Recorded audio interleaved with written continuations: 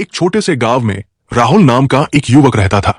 वो हमेशा बड़े बड़े विचारों की बातें करता। गांव के लोग उसकी बुद्धिमानी की तारीफ करते क्योंकि वो हर सभा में ज्ञान की बातें कहता, जैसे ईमानदारी सबसे बड़ा धन है या मदद करने से बड़ा कोई धर्म नहीं। लोग सुनकर प्रभावित होते, पर राहुल के व्यवहार में ये बातें कहीं दिखती नहीं थी। एक दिन गांव में बाढ़ आ गई, कई घर डूब गए और लोग मदद के लिए इधर उधर भटकने लगे। गांव का एक गरीब परिवार जिसका सब कुछ बाढ़ में बह गया था, राहुल के पास मदद मांगने आया। राहुल ने उन्हें फिर वही बड़े बड़े विचार सुनाए, धैर्य रखो, समय सब ठीक कर देगा। पर न तो उसने उनकी कोई ठोस मदद की, न ही अपने घर से कुछ दिया। लोग निराश होकर चले गए। उसी गांव में श्याम नाम का एक साधारण सा व्यक्ति था। वो ज्यादा पढ़ा लिखा नहीं था और न ही बड़े विचारों की बातें करता था। लेकिन जब बाढ़ आई तो श्याम ने अपनी छोटी सी झोपड़ी में कई लोगों को पनाह दी, अपनी थोड़ी सी बचत से खाना बांटा और रात दिन दूसरों की मदद में जुटा रहा। गांव वालों ने देखा कि श्याम के पास भले ही बड़े विचार न हो, पर उसका व्यवहार हर किसी के दिल को छू गया। समय बीता और गांव फिर से बसने लगा। एक दिन सभा में लोग इकट्ठा हुए।